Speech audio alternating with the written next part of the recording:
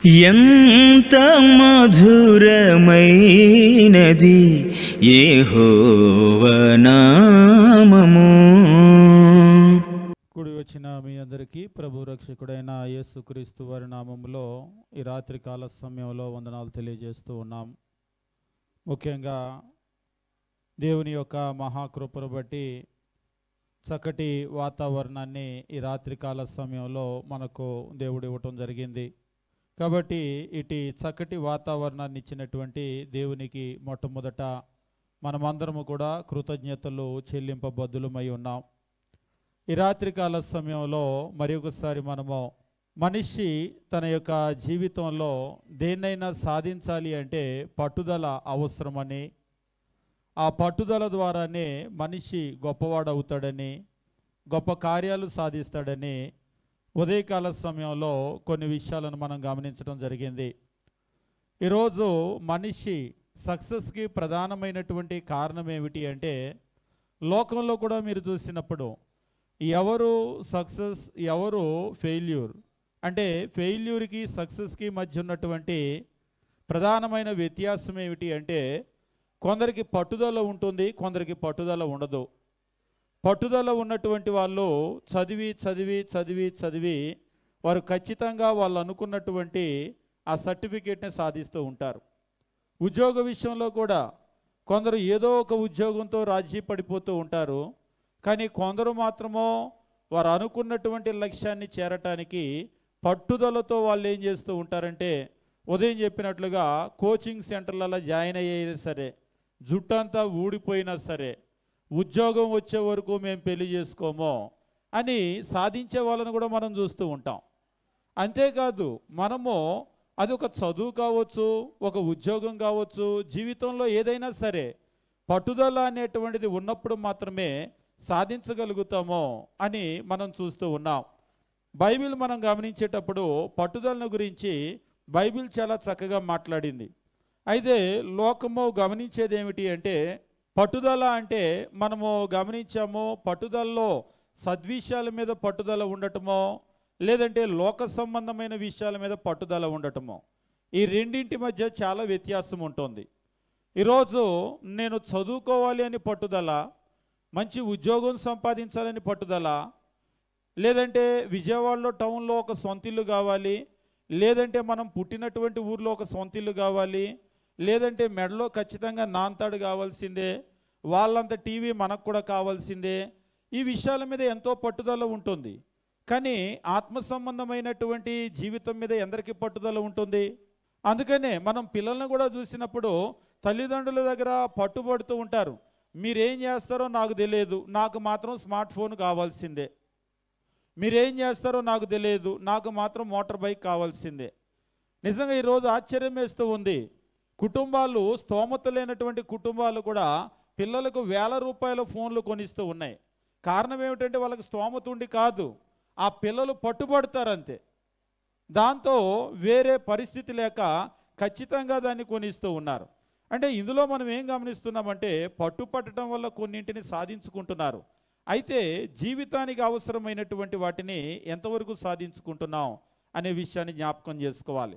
మళ్ళొకసారి పట్టుదల అనేటువంటి మాటను మనము అర్థం ఏంటో చూస్తూ ముందుకు వెళ్ళిపోదాం.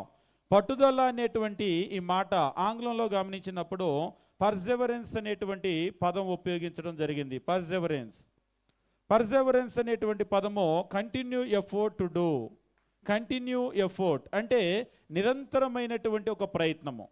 ఈ నిరంతరమైనటువంటి ప్రయత్నము కూడా ఎలాంటిది అంటే, డిఫికల్టీస్, ఫెయిల్యూర్స్, అపోజిషన్, ఇదంతా కూడా అంటే ఇబ్బందులు, వైఫల్యము, వ్యతిరేకత, ఇది ఏది ఎదురైనప్పటికీ కూడా నువ్వు నిరంతరము నీ ప్రయత్నాన్ని మానకుండా చేస్తూనే ఉండాలి. అలా ఎప్పుడైతే చేస్తామో అప్పుడు మనము సక్సెస్ అనేటువంటిది సాధించగలుగుతాం. ఎప్పుడైతే పట్టుదల అనేటువంటిది విడిచిపెట్టేస్తామో, విడిచిపెట్టినప్పుడు ఖచ్చితంగా మనం ఏమవుతామంటే ఓటమి పాలవుతూ ఉంటాం. బైబిల్లో మనం గమనించినప్పుడు దీవించబడినటువంటి వారు, ఆశీర్వదించబడినటువంటి వారు, వారికి ఉన్నటువంటి ఒక ప్రధానమైనటువంటి గుణం ఏమిటి అంటే పట్టుదల. ఈ రాత్రికాల సమయంలో మరికొందరు వ్యక్తులను మనం గమనించబోతూ ఉన్నాం. పట్టుదల కలిగి గొప్ప కార్యాలు సాధించినటువంటి వ్యక్తులు. ఉదయం మనము యాకోబును గమనించాం. యాకోబు చాలా పట్టుదలతో, ఇంకా చెప్పాలి అంటే అతడు దేవదూతతో పోరాడాడు, దేవునితో పోరాడాడు. ఆ పోరాటం అనేటువంటిది ఎంతవరకు జరిగింది అంటే, ఒక నరుడుగా ఉన్నటువంటి యాకోబు ఆయనతో పోరాడి ఆయన్ని గెలవనివ్వలేదు. ఇక్కడ ఆశ్చర్యం ఏమిటంటే, ఆయనతో పోరాడి ఆయన్ని గెలవనివ్వలేదు. చివరికి నన్ను వదిలిపెట్టు తెల్లారుతుంది అంటే, నన్ను ఆశీర్వదిస్తే కానీ నిన్ను వదిలిపెట్టను అని అన్నాడు. ఆయన తొడగూడు మీద కొట్టినా కానీ ఆ బాధలో కూడా ఆయన వదిలిపెట్టలేదు. ఆదికాండము 32వ అధ్యాయం మనం గమనించాం. 32వ అధ్యాయం మనం గమనించినప్పుడు ఆ బాధలో కూడా ఆయన వదిలిపెట్టకుండా ఆయన ఏం చేస్తాడంటే, ఎట్టి పరిస్థితుల్లో కూడా నన్ను దీవిస్తే కానీ నేను వదిలిపెట్టను అని చెప్పేసి అన్నాడు. వచనాన్ని చదువుకొని ముందుకు వెళ్ళిపోదాం. ఆదికాండము 32వ అధ్యాయము 24వ వచనం నుండి 26 వచనాలు. యాకోబు ఒక్కడు మిగిలిపోయెను, ఒక నరుడు తెల్లవారు వరకు అతనితో పెనుగులాడెను. పెనుగులాడెను అనేటువంటి మాట మనం గమనించాము. A man wrestled with him. A man wrestled. wrestling అనేటువంటిది మీకు తెలుసు, అది పెనుగులాట, పోరాటము, అంతకు మించినటువంటిది. మనం తెలుగులో చెప్పాలి అంటే మల్ల యుద్ధం అని అంటూ ఉంటారు కదా, ఆ మల్ల యుద్ధం అన్నమాట. తెల్లవారే వరకు పోరాడాడు. తాను అతన్ని గెలవకుండట చూచి తొడగూటి మీద అతన్ని కొట్టెనో. అప్పుడు అతడు ఆయనతో పెనుగులాటుట వలన యాకోబు తొడగూడు వస్సలేనో. ఇక్కడ ఇంకొక పదాన్ని గమనించి ముందుకు వెళ్దాం. తెలుగులో మనం గమనించినప్పుడు బైబిల్లో ఏమంటున్నాడంటే, అప్పుడు అతడు ఆయనతో పెనుగులాడుట వలన. పెనుగులాడుట వలన ఏమైంది? పెనుగులాడుట వలన, పెనుగులాడుట వలన యాకోబు తొడగూడు వసిలెనో. ఆ పెనుగులాట ఏం చేసిందంటే, ఆయన కాలు తొడగూడు వసిలిపోయేటట్లుగా చేసింది. మీరు ఆంగ్లంలో కనుక గమనించినట్లయితే, and the socket of the Jacob's hip అని చెప్పేసి అంటూ ఉంటాడు. And the socket of the Jacob's hip అంటే ఆయన తొడలో ఉన్నటువంటి ఆ గూడు అనేటువంటిది బయటకు వచ్చేసింది. ఎందువల్ల? పెనుగులాటం వల్ల. వాస్తవంగా మనమైతే ఒకవేళ ఆశీర్వాదం వస్తుంది కానీ మరి నీ తొడగూడు అనేటువంటిది నీ తొడలో నుంచి బయటకు వచ్చేస్తుంది. మరి నువ్వు కుంటోడు అవటానికి ఇష్టమేనా? 2 కాళ్ళు ఉండి ఆశీర్వాదం లేనివాడిగా బతుకుతావా? కుంటోడుగా ఆశీర్వాదం ఉన్నవాడిగా బ్రతుకుతావంటే మనమేం కోరుకుంటాం? 2 కాళ్ళు ఉండి ఆశీర్వాదం లేనివాడిగా బ్రతుకుతావా? లేదంటే ఒక కాలు పోగొట్టుకొని కుంటోడుగా ఆశీర్వాదము నువ్వు పొందుతావా? ఆశీర్వాదం గలవానిగా జీవిస్తావా అంటే మనం ఏం కోరుకుంటాం? ఏమున్నా ఏమి లేకపోయినా 2 కళ్ళు, 2 కాళ్ళు, 2 చేతులు అన్నీ ఉండి నేను పరమ దరిద్రుడినైనా పర్లేదు. ఈరోజు నిజంగా ఒక్కొక్కరిని చూస్తూ ఉంటే ఎంత కష్టపడి చదువుతూ ఉంటారంటే, చదివి చదివి చదివి కొంతమంది పిల్లలు చెప్తూ ఉంటారు, వాళ్ళు యూపీఎస్సీ ప్రిపేర్ అయ్యేటప్పుడు రోజుకి మేము 13 గంటలు చదువుతున్నాం అంకుల్, 14 గంటలు చదువుతున్నాం, చదివి చదివి చదివి బ్యాక్ పెయిన్ వస్తుంది అంటే నిజంగా ఆశ్చర్యం వేస్తూ ఉంటుంది ఆ పట్టుదల చూస్తే. ఇంట్లో పిల్లల్ని అరగంట కూర్చొని చదవమంటే చదవని వాళ్ళు 13 గంటలు చదువుతున్నారా, 14 గంటలు చదువుతున్నారా? ఎప్పుడు తింటున్నారు, ఎప్పుడు పడుకుంటున్నారు, ఎప్పుడంటే? మరి బ్యాక్ బోన్ పెయిన్ వస్తే ఎలాగ పరిస్థితి? ఆ తర్వాత జీవితాంతం కంటిన్యూగా అలాగ ఉంటుంది కదా. అది అంటే పర్వాలేదు, యూపీఎస్సీ సాధిస్తే ఇది పెద్ద నష్టమేమి కాదు అంటే వాళ్ళు ఏమనుకుంటున్నారంటే, నా ఆరోగ్యాన్ని పణంగా పెట్టైనా సరే నేను దాన్ని సాధించుకోవాలి. ఈరోజు ఆ సీరియస్నెస్ అనేటువంటిది మనకు లేదు. దేవుని దగ్గర నేను పలాంది సాధించుకోవాలి అనేటువంటి ఆలోచన మనకు లేదు, ఆ పోరాటం లేదు, ఆ పెనుగులాట అనేటువంటిది లేదు. ఇక్కడైతే తెలియజేస్తున్నాడు, ఆయనతో పెనుగులాడుట వలన యాకోబు తొడగూడు వసిలెనో. ఆశీర్వాదము కావాలి అంటే మనం పెనుగులాడాలి. ఆశీర్వాదం కావాలంటే పెనుగులాట మాత్రమే కాదు, ఆశీర్వాదం కావాలి అంటే నువ్వు పెయిన్ అనుభవించాలి, నొప్పిని భరించాలి. ఒక్కసారే యాకోబు తొడగూడు వసిలేసరికి కాలు పట్టుకొని అమ్మో అయ్యో అని అక్కడ మొత్తుకుంటా కూర్చున్నాడు అనుకోండి, ఆయన వెళ్ళిపోయేవాడు. అసలు ఆయన వెళ్ళిపోవటానికే అక్కడ తొడగూడు మీద పెట్టి కొట్టింది. కానీ ఈయన తొడని పట్టుకోకుండా ఆయన్ని పట్టుకున్నాడు. ఈరోజు మనం చూడండి, మన చుట్టూ అపవాది ఏం చేస్తాడంటే ఎన్నో సమస్యలు సృష్టిస్తూ ఉంటాడు. కానీ మనం ఏం చేయాలంటే ఈ సమస్యను పట్టుకోకుండా ఆయన్ని పట్టుకోవాలి. నువ్వు నన్ను దీవిస్తే కానీ, నా కుటుంబాన్ని దీవిస్తే కానీ నిన్ను వదిలిపెట్టనని. కానీ మనం ఏం చేస్తామంటే, ఒక సమస్య రాగానే వెంటనే సమస్యను పట్టుకొని దేవుడిని వదిలేస్తాం. కానీ యాకోబు అలా చేయలేదు. ఆయన తొడను పట్టుకొని ఆయన ఈయన వదిలిపెట్టలేదు. దీవించగలిగినటువంటి వాడు ఎప్పుడైతే దొరికాడో, నువ్వు నన్ను దీవిస్తే కానీ నిన్ను వదిలిపెట్టను అన్నాడు. మరి కుంటివాడు అయ్యాడు కదా, తొడగూడి మీద కొట్టాడు కదా, అంటే నా తొడ పోయినా సరే నిన్ను మాత్రం వదిలిపెట్టను. అంటే మనకు ఒక పట్టుదల అనేటువంటిది ఉండాలి, పోరాటము పెనుగులాట ఉండాలి, అందులో నొప్పిని భరించేటువంటి స్వభావం ఉండాలి. ఎప్పుడైతే దాన్ని మనం చేయగలమో అప్పుడు మాత్రమే ఆశీర్వాదం పొందగలం. అమ్మో నొప్పి అంటే నాకు వద్దులేండి దీవెనంటే. ఇవాళ రేపు ఎట్లా ఉన్నాయి అంటే మనుషుల యొక్క పరిస్థితి అంటే, నొప్పి నొప్పి నొప్పి నొప్పి నొప్పి వద్దు, నొప్పి కావాలనే వాళ్ళు ఎంతమంది ఉంటారు? ఒకసారి ఒక పుస్తకం చదువుతూ ఉంటే, నొప్పి అనేటువంటిది మనిషికి దేవుడిచ్చినటువంటి గొప్ప వరం. మీరు డాక్టర్ దగ్గరకు వెళ్ళారనుకోండి, శరీర అవయవాన్ని అలా పరీక్షించినప్పుడు మీకు నొప్పి ఉందా అని అంటాడు. నొప్పి లేదు అంటే అది మంచిదా చెడ్డదా? నొప్పి లేదు అంటే ఆ శరీర భాగం పని చేయటం లేదు అని అర్థం. నొప్పి ఉంది అంటే ఎవ్రీథింగ్ ఈజ్ ఆల్ రైట్. నొప్పి ఉంది అంటే నీ శరీరం అంతా బాగా పనిచేస్తుంది. అలాగనే నీ మనస్సుకు కూడా నొప్పి తెలుస్తుంది అంటే ఎవ్రీథింగ్ ఈజ్ ఫైన్. అంటే నువ్వు మనిషివి బాగున్నావు, నీకు నొప్పి తెలియటం లేదు అంటే అప్పుడే సంథింగ్ ఈజ్ రాంగ్. నీ శరీరంలో నొప్పి తెలియటం లేదు అంటే ఖచ్చితంగా ఏదో లోపం అనేటువంటిది ఉంది. కానీ ఆ నొప్పిని భరించి ముందుకు వెళ్ళాలి. నొప్పిని పెట్టినటువంటి దేవుడే, మన శరీరాన్ని చేసింది దేవుడే, శరీరంలో నొప్పిని పెట్టింది దేవుడే. శరీరంలోనే కాదు, మన మనస్సులో మన హృదయంలో కూడా నొప్పిని బాధను పెట్టింది దేవుడే. ఇందులో ఖచ్చితంగా మేలనేటువంటిది ఉంది. కానీ మనిషి ఏమనుకుంటాడంటే, నాకు శరీరంలో నొప్పొద్దు, నాకు మనస్సులో కానీ హృదయంలో కానీ నాకు నొప్పి అనేటువంటిది వద్దు, నాకు ఎక్కడా కూడా నొప్పి అనేటువంటిది ఉండకూడదు అని మనిషి కోరుకుంటూ ఉంటాడు. కానీ నొప్పి అనేటువంటిది భరించడం మంచిది. ఇక్కడ యాకోబు విషయానికే గనక వస్తే, అతడు నొప్పిని భరించినందువల్ల అతడు పొందినటువంటి బహుమానం ఏమిటి అని అంటే, ఇక మీదట నీ పేరు ఇజ్రాయేలు అనబడుతుంది. 27వ వచనము, ఆయన నీ పేరేమని అడగగా అతడు యాకోబని చెప్పెను. అప్పుడు ఆయన దేవునితో మనుష్యులతో పోరాడి గెలిచితివి గనుక ఇక మీదట నీ పేరు ఇజ్రాయేలే గాని యాకోబు అనబడదు. ఈరోజు ఇజ్రాయేలు దేశాన్ని చూస్తూ ఉన్నాం. వాస్తవంగా యాకోబుగానే మిగిలిపోయేవాడు. కానీ ఆ కాలు పట్టుకొని కుయ్యో మొర్రో అని వదిలేశాడు అనుకోండి, యాకోబుగానే బతికి యాకోబుగా చచ్చిపోయేవాడు.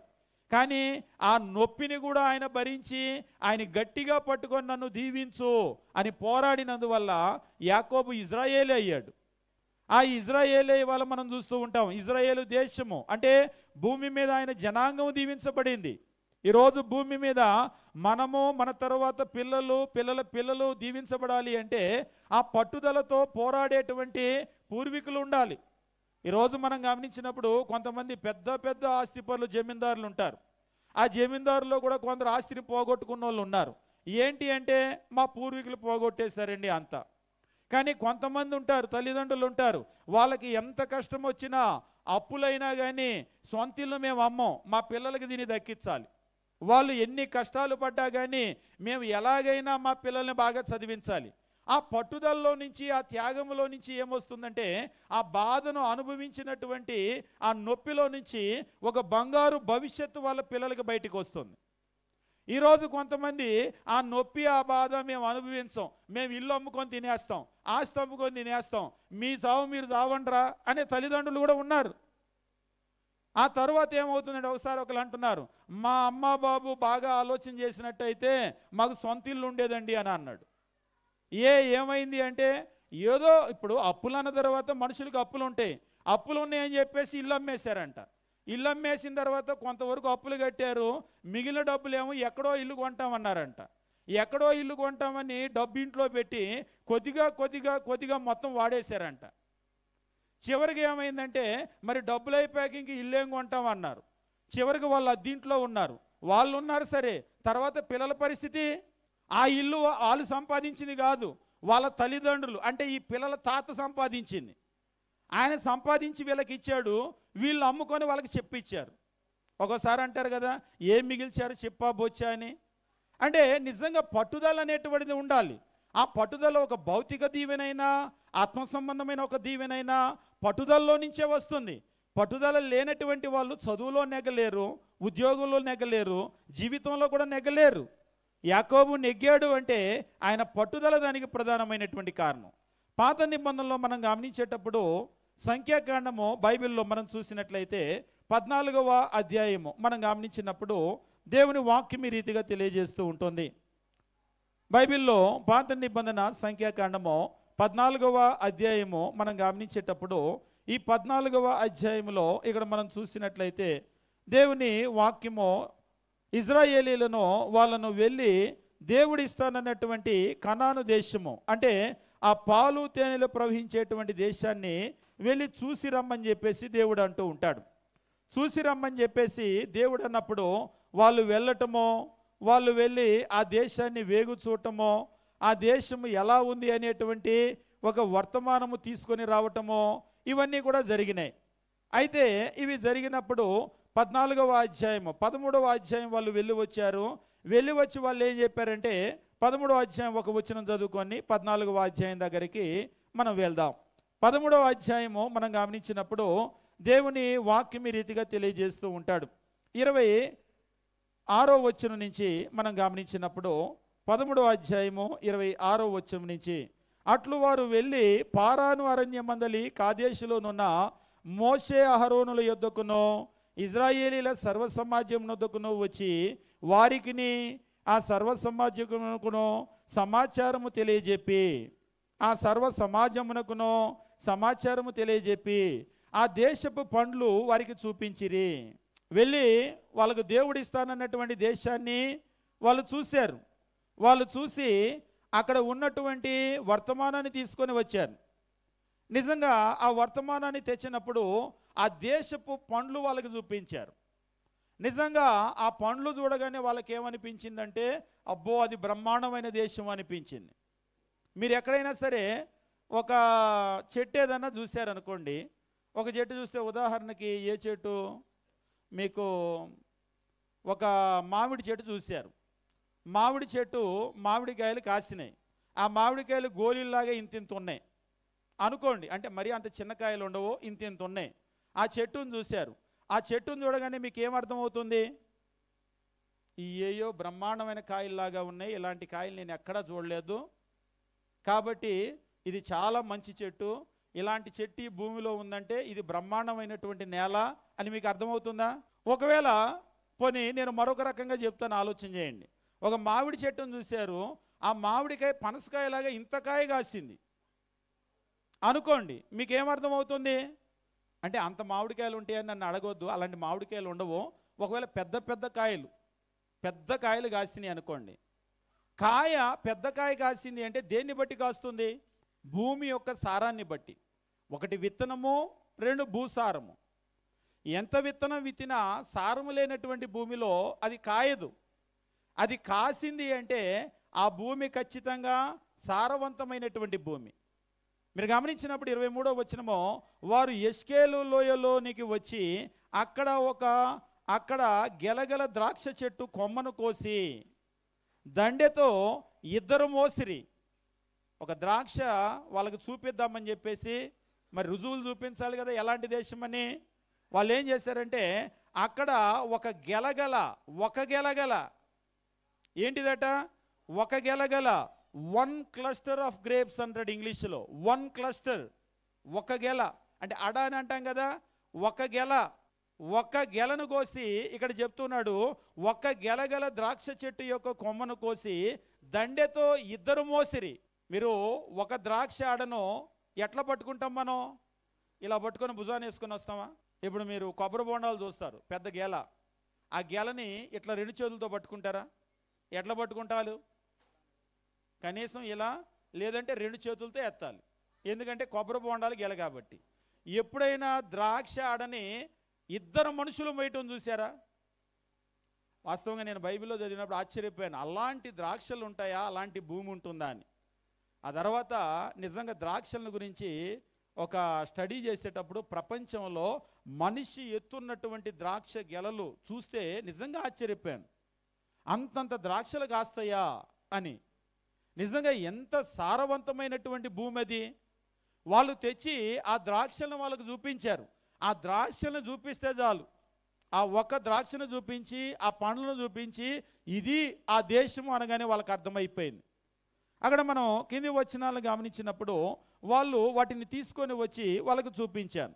వాళ్ళకు చూపించినప్పుడు 26వ వచనంలో అంటున్నాడు, అట్లు వారు వెళ్ళి పారాను అరణ్యమందలి కాదేశులోనున్న మోషే అహరోనుల యొద్దకు ఇజ్రాయేల్ సర్వసమాజం వద్దకు వచ్చి వారికిని ఆ సమాజమునకును సమాచారము తెలియజెప్పి ఆ దేశపు పండ్లు వారికి చూపించిరి.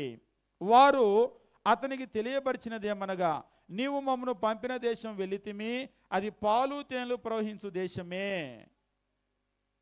అది పాలు తేనెలు ప్రవహించే దేశమే, దాని పండ్లు ఇవి. అయితే అనగానే మంచి ఉందనా చెడు ఉందనా? అయితే అనగానే ముందు అయితే ఏంటో చెప్పు అంటాం. అయితే గీతే కాదంటాం, అవునా కాదా? అయితే గీతేలంతా కూడా వద్దంటారు. అయితే అన్నారంటే ఏంటి అర్థం? విరుద్ధమైనటువంటి ఏదో చెప్పబోతున్నారు, అంతే కదా. అది పాలు తేనెలు ప్రవహించు దేశమే, దాని పండ్లు ఇవి. అయితే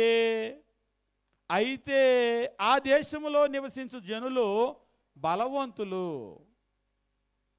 ఆ దేశం అయితే పాలు తేనెలు ప్రవహించే దేశమే, కానీ ఆ దేశంలో ఉన్నటువంటి జనులు బలవంతులు. వారి పట్టణములు ప్రాకారములు గలవి, అవి గొప్పవి అనలేదు, అవి మిక్కిలి గొప్పవి. The cities are fortified and very large. Fortified cities, ప్రాకారాలు కలిగినటువంటి మిక్కిలి గొప్ప పట్టణాలు. వాళ్ళు కూడా బలవంతులు. మరియు అక్కడ అనాకీలను చూచితిమి. ఈ అయితేలో అన్ని అయితేలే. అయితే వాళ్ళు బలవంతులు, అయితే అవి ప్రాకారాలు కలిగిన పట్టణాలు, అయితే అక్కడ అనాకీయులు ఉన్నారు. ఈ అన్ని అయితేలే. ఇన్ని అయితేలు దాటుకొని ఆ పాలు తేనెలు ప్రవహించే దేశం ఎలాగ సొంతం చేసుకునేది? ఒక అయితే పర్లేదు, ఇన్ని అయితేలు అయితే ఒకసారి మనం అంటాం, ఒక అయితే పర్లేదు కానీ ఇన్ని అయితేలు అయితే వద్దులే, ఇన్నిటిని దాటుకొని ఏం వెళ్తాం? అక్కడ వీళ్ళు చెప్తూ ఉన్నారు బలవంతులు ఉన్నారు. మనుషులు బలవంతులు అంటే పట్టణాలు కూడా ప్రాకారాలు కలిగిన బలమైన పట్టణాలు. పోనీ అంతవరకు అంటే అనాకీలను చూసాము అని అంటున్నారు. అనాకీలు అంటే ఉన్నత దేహులు అని తెలుగు బైబిల్లో అన్నాడు. అంటే మీరు గొలియాతును కూడా చూసినప్పుడు 6 మూరల జానెడు. 6 మూరల జానెడు అంటే ఒక మూర ఈజ్ఈక్వల్ టు 1.5 అడుగు. 6 మూరలు అంటే 9 అడుగులు. 9 అడుగుల మీద ఇంకో జాన్ అంటే 10 అడుగులు. అంటే మన ఇంట్లో కనుక ఇంటి లోపలికి ఆయన వస్తే భూమి మీద కాళ్ళు పెడితే స్లాబ్కు తగులుతాడు. 10 అడుగులు స్లాబ్ వేస్తాం కదా, 10 అడుగులు మనిషి. ఉన్నత దేహులు. ఒకసారి అనిపిస్తూ ఉంటుంది, మనిషి అంత ఎత్తు ఉంటే ఆయన ఛాతీ ఎంత వెడల్పు ఉండాలి, వాళ్ళ చేతులు ఎంతెంత చేతులు ఉండాలి. ఇప్పుడు ఇజ్రాయేలీలు అక్కడికి వెళ్ళి ఆ దేశమంతా కూడా వీళ్ళు సొంతం చేసుకోవాలి అని దేవుడు తెలియజేశాడు. ఎప్పుడైతే దీన్ని వాళ్ళు చూశారో, దీన్ని వాళ్ళు చూసిన తర్వాత వాళ్ళ పరిస్థితి ఏమిటి అంటే, వాళ్ళ యొక్క రెస్పాన్స్ ఏ విధంగా ఉంది అంటే, కింది వచనాలు మనం గమనించినప్పుడు దేవుని వాక్యం ఈ రీతిగా చెప్తూ ఉన్నాడు. ఆ రీతిగా వాళ్ళు చెప్పుచున్నప్పుడు అందులో వాళ్ళు అనాకీల్ని మేము చూసామో అని చెప్పేసి అన్నాడు. అమాలేకీలు దక్షిణ దేశంలో నివసిస్తున్నారు, హిత్తీలు, యెబూసీలు, అమోరీలు కొండ దేశంలో నివసిస్తున్నారు, కనానీలేమో సముద్రం వద్ద యోర్దాను నదీ ప్రాంతంలో నివసించుచున్నారని చెప్పిరి. కాలేబు మోషే ఎదుట జనులను నిమ్మలపరిచి అంటే ఏం జరుగుతుంది? అమ్మో అమ్మో అమ్మో అమ్మో అయితే అయిపోయింది, ఇంకేముంది అక్కడికి వెళ్ళి ఇంకా మనం దాన్ని గెలుచుకోవటం. మోషే ఏంటి మట్టి బిసుకుంటా ఉన్నా కానీ మట్టి పని చేసుకొని కల్లోగంజ తాగేవాళ్ళం, అంతా పోగొట్టావు కదా నువ్వు. వాస్తవంగా అప్పటికే ఆ సనుకోవటము గొనుక్కోవటము ఇదంతా కూడా ప్రారంభమైపోయింది. ఆయన జనులను నిమ్మలపరిచి మనము నిశ్చయముగా వెళ్ళుదుమో దాన్ని స్వాధీనపరుచుకుందామని దాన్ని జయించుడుగా మనకు శక్తి చాలును అనేనో. ఇది బాగా గుర్తుపెట్టుకోండి. 30వ వచనం. ఎవరా మనిషి? పట్టుదల కలిగినటువంటి మనిషి. ఎవరా మనిషి? కాలేబు. ఇక్కడ ఇద్దరు మంచి సాక్ష్యాన్ని చెప్పారు. ఇందులో మీరు గమనించినప్పుడు ఇద్దరు అని యెహోషువ కాలేబు మనం చూస్తూ ఉంటాం. కానీ అందులో కాలేబు అనేటువంటి క్యారెక్టర్ బాగా గుర్తుపెట్టుకోండి. పట్టుదల కలిగినటువంటి ఒక మనిషి ఉన్నారు, నిజమే. అయితే నిజమే, ఒకైతే కాదు, అయితే బలవంతులు, అయితే పట్టణాలు ప్రాకారాలు కలిగినవి, అయితే అనాకీలు ఉన్నారు. అక్కడ ఉన్నటువంటి వాళ్ళందరినీ కూడా లిస్టు చెప్పారు. కానీ కాలేబు అంటున్నాడు, జనాల్ని నిమ్మలపరిచి మనము నిశ్చయముగా వెళుదుము. ఎలా వెళ్తామో? నిశ్చయముగా వెళుదుము. ఖచ్చితంగా అక్కడికి వెళ్తాం. దాన్ని జయించుటకు మన శక్తి సరిపోతుంది. అవును, వాళ్ళు బలవంతులు అంటున్నారు, అయినా సరిపోతుంది. ఉన్నత దేహులు అంటున్నారు, అయినా సరిపోతుంది. ఇక్కడ పట్టుదల కలిగినటువంటి ఒక మనిషి కాలేబు, ఆయన చెప్తున్నాడు, అన్నీ నిజమే, అయినప్పటికీ కూడా దాన్ని మనం జయిస్తాం. దాన్ని మనం ఖచ్చితంగా జయిస్తాం. ఎలా అంటే మన శక్తి సరిపోతుంది. ఆ పట్టణాలని, ప్రాకారం కలిగిన పట్టణాలని జయిస్తాము, బలవంతుల్ని జయిస్తాము, అనాకీల్ని, ఉన్నత దేహుల్ని కూడా జయిస్తాం. అదంతా కూడా మనం జయిస్తాం అని చెప్పేసి అన్నాడు. మీరు 14వ అధ్యాయము గమనించేటప్పుడు జనాలైతే వివిధ రకాలుగా స్పందించారు. తర్వాత మనం చూస్తూ ఉంటాం. 24వ వచనం మనం గమనించేటప్పుడు దేవుడు చెప్తూ ఉంటాడు, నా సేవకుడైన కాలేబు మంచి మనస్సు కలిగి పూర్ణ మనస్సుతో నన్ను అనుసరించిన హేతువు చేత అతడు పోయిన దేశంలో అతన్ని ప్రవేశపెట్టెదను అని దేవుడు చెప్పాడు. ఖచ్చితంగా అతడు వెళ్ళినటువంటి ఆ దేశంలోకి నేను ఆయన్ని ప్రవేశపెడతాను అని చెప్పేసి అన్నాడు. అయితే అది ఏదో ఒక వారం తర్వాతో ఒక నెల తర్వాతో జరిగిపోలేదు. మీరు గమనించినప్పుడు యవనస్తులుగా ఉన్నప్పుడు వెళ్ళినటువంటి వాళ్ళు రమారమి 80 సంవత్సరాల వయస్సు వచ్చినప్పుడు, మీరు గమనించినట్లయితే ఆ తరువాత అధ్యాయాలు మనం గమనించినప్పుడు యెహోషువ గ్రంథము 14వ అధ్యాయము మనం గమనించేటప్పుడు దేవుని వాక్యం ఈ రీతిగా చెప్తూ ఉంటాడు. యెహోషువ గ్రంథము 14వ అధ్యాయము 6వ వచనం దగ్గర నుంచి మనం చూసినట్లయితే బైబిల్లో దేవుని వాక్యం ఈ రీతిగా చెప్తూ ఉంటాడు. యోధా వంశస్థులు గిల్గాలులో యెహోషువ యుద్ధకు రాగా కెనేజీడగు యెఫున్నె కుమారుడైన కాలేబు అతనితో ఇలాగూ మనవి చేసెను, కాదేషు బర్నేయలో దైవజనుడైన మోషేతో యెహోవా నన్ను గూర్చియు నిన్ను గూర్చియు చెప్పిన మాట నీ వెరుగుదువు. దేశమును వేగు చూచుటకు యెహోవా సేవకుడైన మోషే కాదేషు బర్నేయలో నుంచి నన్ను పంపినప్పుడు నేను 40 ఏండ్ల వాడను. అప్పుడు నేను 40 ఏండ్ల వాడను. యెహోషువ గ్రంథము 14వ అధ్యాయం 7వ వచనం. అప్పుడు నేను 40 ఏండ్ల వాడను, ఎవ్వరికి భయపడక నేను చూచినది చూచినట్టే అతనికి వర్తమానము తెచ్చి తిని, నాతో కూడా బయలుదేరి వచ్చిన నా సహోదరులు జనుల హృదయాలను కరుగజేయగా నేను నా దేవుడైన యెహోవాను నిండు మనస్సుతో అనుసరించి తిని.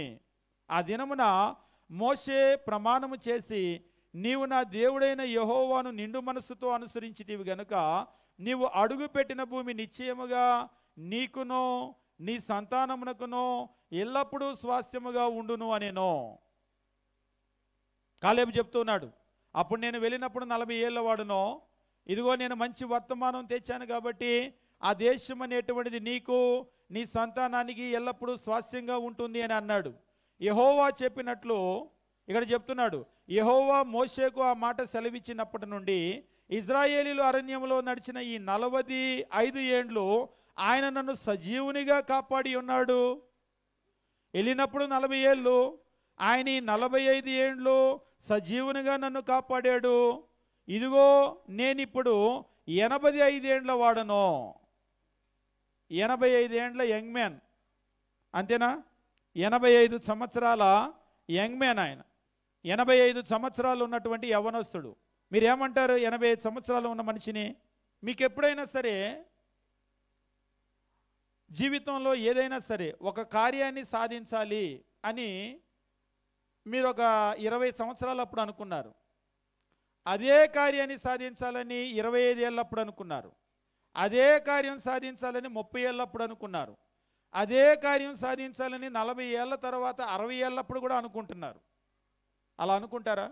అట్లుంటుందా? కొన్ని అర్థమయ్యేటట్లు చెప్తాను. కొంతమంది పిల్లలు ఉంటారు. ఆ పిల్లలు ఏదన్నా ఒక పట్టు పట్టారు అంటే ఇక అదే పట్టు. నాకు అది కావాలి అని అడిగారు అనుకోండి, నాకు అన్నం వద్దు, కడుపు మండితే ఆడే తింటాడు అంటాడు. మధ్యాహ్నానికి తిండు, రాత్రికి తిండు, రేపటికి తిండు, రెండో రోజు కూడా తిండు, మూడో రోజు కూడా అయితే. కొంతమంది పిల్లలు నిజంగానే కడుపు కాడితే తింటారు, మళ్ళీ కడుపు మాడితే వాడే లైన్లోకి వస్తాడంటారు, వాళ్ళ లైన్లోకి వస్తారు. కానీ కొంతమంది పిల్లలు అలా కాదు, పట్టంటే పట్టే. నిజంగా ఇందులో మనం గమనించేది ఏంటంటే 45 సంవత్సరాల తర్వాత కూడా, ముసలివాడైపోయిన తర్వాత కూడా పట్టంటే పట్టే. అది సాధించాలి అని అనుకున్నాం, అది ఖచ్చితంగా సాధించాల్సిందే. అది దేవుడు నాకు ఇవ్వాలి అని అన్నాడు, ఇస్తానన్నాడు, ఖచ్చితంగా నేను దాన్ని పొందుతాను. నిజంగా ఈ మాటలు వింటూ ఉంటే ఎంత పట్టుదల. కాలేబుకేమీ ఊరికినే రాలేదు ఆ గొప్ప స్వాస్థ్యము, ఆయన పట్టుదలలో నుంచి వచ్చింది. అది వచ్చి యెహోషువను అడుగుతూ ఉన్నాడు, మరి అప్పుడు నేను 45 ఏళ్ల క్రితం నువ్వు నేను ఇద్దరం వెళ్ళాం, గుర్తుంది కదా? అప్పుడు మంచి వర్తమానం తెచ్చినప్పుడు ఏ స్థలానికైతే వెళ్ళి చూశానో అది నీకు నీ సంతానానికి ఉంటుందని చెప్పాడు కదా. ఇదిగో మరి ఇప్పుడు నాకు 45 సంవత్సరాల తరువాత 85 ఏళ్ల ఈడు ఇప్పుడు నాకు వచ్చింది. 11వ వచనమో, మోషే నన్ను పంపిన నాడు నాకు ఎంత బలమో నేటి వరకు నాకంత బలం. ఒకసారి ఒక ఆయన అన్నాడు, ఆయన ఏం తింటాడండి కాలేబని? బైబిల్లో రాయలేదు. ఆయన ఏం టిఫిన్ తింటాడు, ఏం భోజనం తింటాడు, ఆయన డైట్ ఏంటో రాయలేదు. కానీ ఆయనకు అంత బలం అయితే ఉంది. అందుకనే కొందరు ఏం చేస్తూ ఉంటారంటే బైబిల్లో ఉన్నటువంటి ఫుడ్స్ని గురించి కూడా బైబిల్ ఫుడ్స్ అని చెప్పేసి వాళ్ళు రీసెర్చ్లు చేస్తూ ఉంటారు. నిజంగానే బైబిల్లో చాలా శక్తి కలిగినటువంటి ప్రజలుగా వాళ్ళు ఉన్నారు. వాళ్ళ ఆహారం అనేటువంటిది మంచి ఆహారం. ఇక్కడ కాలేబు చెప్తున్నాడు, 40 ఏళ్ళప్పుడు నాకు ఎంత బలం ఉందో ఇప్పుడు కూడా నాకు అంత బలం. రెండు విషయాలు ఇక్కడ మనం పరిగణలోకి తీసుకోవాలి. ఒకటి కాలేబు యొక్క భౌతికమైనటువంటి బలము, రెండు ఆయన మానసికమైనటువంటి బలం. మెంటల్గా కూడా, ఫిజికల్గా మాత్రమే కాదు, మెంటల్గా కూడా 40 ఏళ్ళప్పుడు ఎంత ఫిట్గా ఎంత స్ట్రాంగ్గా ఉన్నాడో 85 ఇయర్స్ ఓల్డ్ మ్యాన్ ఇప్పుడు కూడా ఆయన అంతే స్ట్రాంగ్గా ఉన్నాడు. ఆయన మాటలు కూడా అంతే స్ట్రాంగ్గా ఉన్నాయి. ఉదాహరణకి నాకు ఇచ్చాడు అంటున్నావు, నువ్వు వెళ్ళి గెలుచుకుంటావా అని యెహోషువ అడిగాడు అనుకోండి. నేను ఒక్కడిని ఎట్లా వెళ్తాను, దేవుడు ఇస్తానన్నాడు కాబట్టి అందరినీ పంపించు, అందరం వెళ్ళి యుద్ధం చేసి గెలుచుకుంటాం అన్నాడా? ఆయన ఏమన్నాడు? 12వ వచనము, కాబట్టి ఆ దినమున యెహోవా సెలవిచ్చిన ఈ కొండ ప్రదేశము నాకు దయచేయి. ఇక్కడ అంటున్నాడు, అనాకీలను ప్రాకారము గల గొప్ప పట్టణములు అక్కడ ఉన్న సంగతి ఆ దినమున నీకు వినబడిను. యెహోవా నాకు తోడయ్యుండని ఎడల యెహోవా సెలవిచ్చినట్లు వారి దేశమును స్వాధీనపరుచుకొందును. నినెలుపై స్వాధీనపరుచుకుంటా. ఎవరిని? నువ్వు విన్నావు కదా, అనాకీయులు ప్రాకారాలు కలిగినటువంటి పట్టణాలు ఉన్న సంగతి విన్నావు కదా, నేను గెలుచుకుంటాను. నిజంగా కాలేబు ఒక గొప్ప స్వాస్థ్యాన్ని పొందాడు అని చెప్పేసి అంటే, ఆ తర్వాత మీరు గమనించినప్పుడు 13, యెఫున్నె కుమారుడైన కాలేబు ఇజ్రాయేలు దేవుడైన యెహోవాను నిండు మనస్సుతో అనుసరించువాడు గనుక యెహోషువ అతను దీవించి అతనికి హెబ్రోను స్వాస్థ్యముగా ఇచ్చెను. ఈరోజు దాదాపు హెబ్రోన్ పేరు తెలియని వాళ్ళు ఉండరు. ఆ ఊరు పేరు తెచ్చి గుడికి కూడా పెట్టేసుకుంటారు, హెబ్రోను అని. వాళ్ళ సావాసాన్ని కూడా పెట్టేసుకుంటూ ఉంటారు.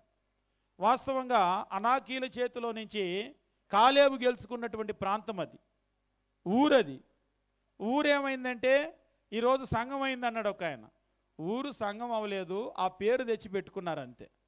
పేరు తెచ్చుకోగానే అలాగ అయిపోదు. కానీ ఇక్కడ మనం గమనించవలసినటువంటి విషయం ఏమిటి అంటే, కాలేబు ఒక గొప్ప స్వాస్థ్యాన్ని పొందినప్పుడు కాలేబు జీవితంలో నుంచి మనం నేర్చుకునేటువంటి పాఠం ఏమిటి అంటే, పట్టుదల అనేటువంటిది వయస్సును బట్టి మారిపోయేది కాదు, కరిగిపోయేటువంటిది కూడా కాదు. కొందరు తమ జీవితంలో పట్టుదల కలిగి సాధించేటువంటి వాళ్ళు ఉంటారు. కానీ కొందరు ఆ పట్టుదల లేకపోవటాన్ని బట్టి ఏం చేస్తూ ఉంటారంటే కాలాన్ని బట్టి మారిపోతూ ఉంటారు. అంటే అప్పట్లో అనుకున్నాను కానీ ఇప్పట్లో కాదులే అని అంటూ ఉంటారు. కానీ కాలేబు అలా కాదు. అప్పట్లో ఇప్పట్లో 45 సంవత్సరాల తర్వాత 85 సంవత్సరాల వృద్ధుడైపోయిన తర్వాత కూడా ఆయన ఏం చేశాడంటే అదే పట్టుదల కలిగి ఉన్నాడు. కాబట్టి ఆ తరువాత ఆయన పిల్లలకు ఏం చేశాడంటే ఒక గొప్ప స్వాస్థ్యాన్ని, ఎక్కడైతే వాళ్ళు ఆ గొప్ప పండ్లు సారవంతమైన భూమిని చూశారో దాన్ని ఆయన పొందగలిగాడు. ఈరోజు మనం కూడా మన తర్వాత మన పిల్లల తరాలు దీవించబడాలి అంటే మనం చాలా పట్టుదలతో ముందుకు వెళ్ళాలి. ఒక్కోసారి అనిపిస్తూ ఉంటుంది మనకున్నటువంటి ఈ పట్టుదల అస్సలు సరిపోదు. టీవీ కావాలని పట్టుబట్టాం, పెద్ద ఎల్ఈడి టీవీ కొనుక్కున్నాం. ఫ్రిడ్జ్ కావాలని పట్టుబట్టాం, ఏదో పెద్ద ఫ్రిడ్జ్లు సంపాదిస్తూ ఉన్నాం, ఇల్లులు సంపాదిస్తూ ఉన్నాం. కానీ మనం గొప్ప విషయాల గురించి, మంచి విషయాల గురించి పట్టుపట్టడం లేదు. ముఖ్యంగా ఆత్మ సంబంధమైనటువంటి జీవితాన్ని గురించి మనం అస్సలు పట్టుపట్టేటువంటి వాళ్ళగా లేము. అందువల్లే ఏం జరగటం లేదు అంటే మనము అభివృద్ధిని సాధించలేకపోతూ ఉన్నాం. కానీ మనం గమనించవలసినటువంటి విషయం ఏమిటి అంటే మనం ఖచ్చితంగా పట్టుదల కలిగినటువంటి వాళ్ళమై ముందుకు వెళ్ళవలసినటువంటి అవసరం ఉంది. ఉదయం కూడా మనం గమనించాము, ఈ పట్టుదల అనేటువంటిది ఎలా వస్తుంది, పట్టుదల రావటానికి ఎలా పట్టుదల అనేటువంటిది వస్తుంది. రోమిలకు రాసినటువంటి పత్రికను మనం గమనించాం.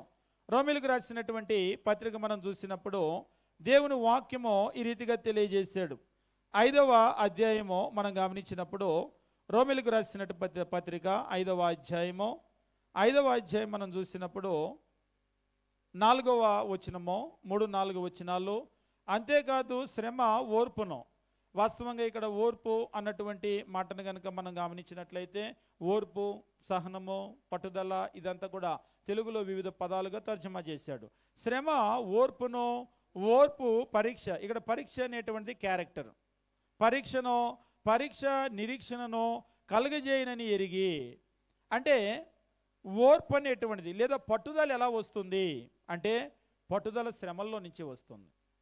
ఎప్పుడైతే ఒక మనిషి శ్రమ పడతాడో పట్టుదల అనేటువంటిది వస్తుంది, పట్టుదల అనేటువంటిది పెరుగుతుంది. అంతేకాదు యాకోబు పత్రిక 1వ అధ్యాయం మనం గమనించేటప్పుడు 4వ వచనము దేవుని వాక్యం ఈ రీతిగా తెలియజేస్తూ ఉంటాడు. యాకోబు పత్రిక 1వ అధ్యాయము 4వ వచనం మనం గమనించినప్పుడు మీరు సంపూర్ణులు, అనునాంగులు, ఏ విషయంలోనైనాను కొదవలేని వారై ఉండునట్లు ఓర్పు తన క్రియను కొనసాగింపనీయుడి అని అంటూ ఉంటాడు. మీరు సంపూర్ణులు అవ్వాలంటే, అనునాంగులు అవ్వాలంటే, ఇక్కడ మీరు ఆంగ్లంలో గమనించినప్పుడు but let patience have its perfect work అని చెప్పేసి అంటూ ఉంటాడు. Patience have its perfect work that you may be perfect and complete lacking nothing. That you may be perfect. మీరు సంపూర్ణులు అవ్వాలంటే, కంప్లీట్, అనునాంగులు అని చెప్పేసి అన్నాడు. ల్యాకింగ్ నథింగ్, ఏ విషయంలోనైనా కొదవలేని వారై ఉండాలి అంటే, వాస్తవంగా క్రైస్తవ్యంలో ఇది ఒక పెద్ద ప్రశ్న. క్రీస్తులాగా నేను ఎలా అవ్వగలను, సంపూర్ణత ఎలా సాధించగలను, క్రీస్తుని పోలినటువంటి ఒక గొప్ప జీవితాన్ని నేను ఎలా పొందగలను, ఎలా పొందగలము అంటే మీరు సంపూర్ణులు అవ్వాలంటే, అనునాంగులు అవ్వాలంటే, ఏ విషయంలో కొదవలేని వారై ఉండాలి అంటే ఓర్పు తన క్రియను కొనసాగింపనీయుడి. అంటే ఓర్పు కలిగినటువంటి వారిగా మనము ఉండవలసిన వారమై ఉన్నాం. But let patience have its perfect work. మీరు ఆంగ్లంలో గమనించినప్పుడు పర్ఫెక్ట్ వర్క్ అని చెప్పేసి అంటూ ఉంటాడు. అంటే ఓర్పు తన సంపూర్ణమైన క్రియను చేయాలి. అంటే మీరు ఓర్పుకు మిమ్మల్ని మీరు అప్పగించుకోవాలి.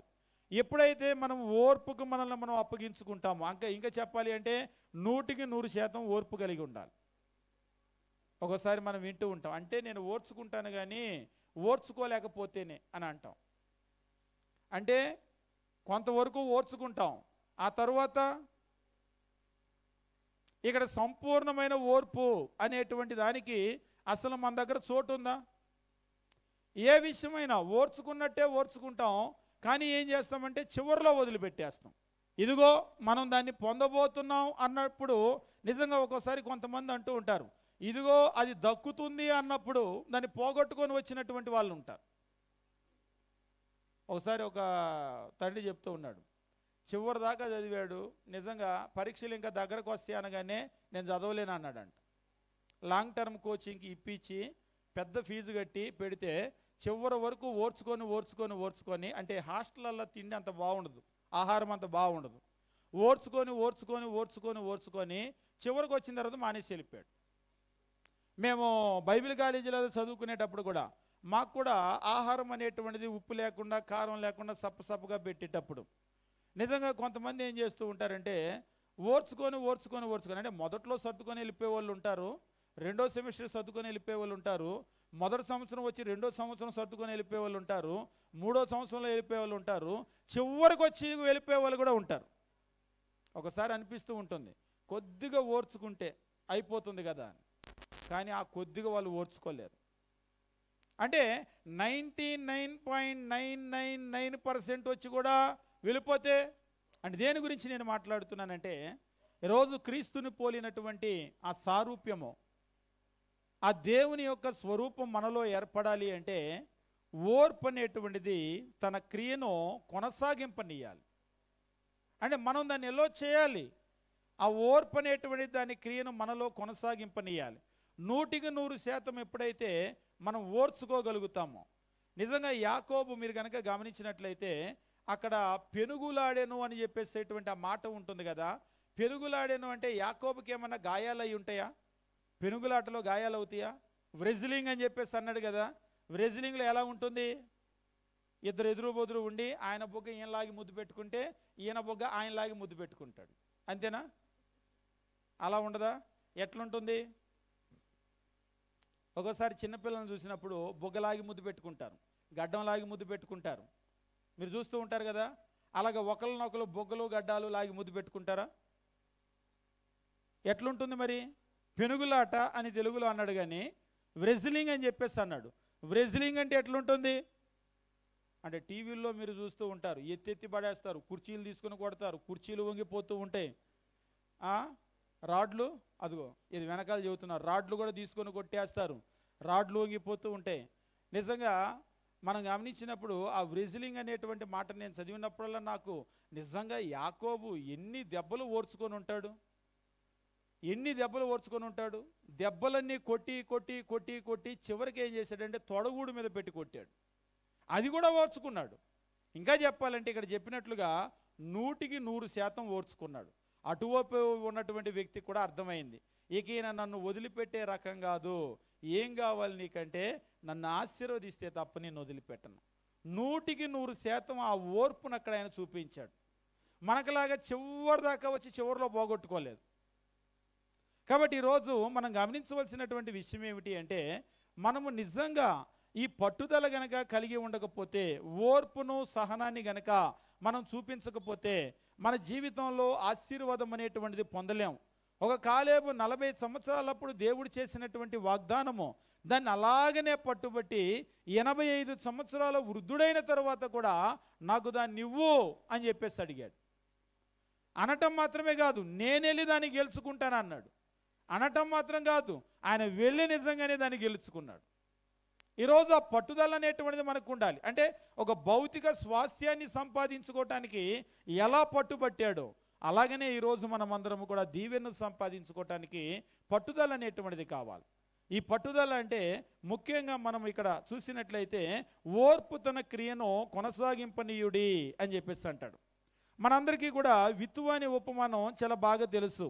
అందులో లూకా సువార్త మనం గమనించినప్పుడు విత్తువ అనే ఉపమానాన్ని మనం గమనించినప్పుడు 8వ అధ్యాయంలో మనకు నేలలు, వివిధ స్వభావాలు కలిగినటువంటి నేలల గురించి తెలియజేస్తూ ఉంటాడు.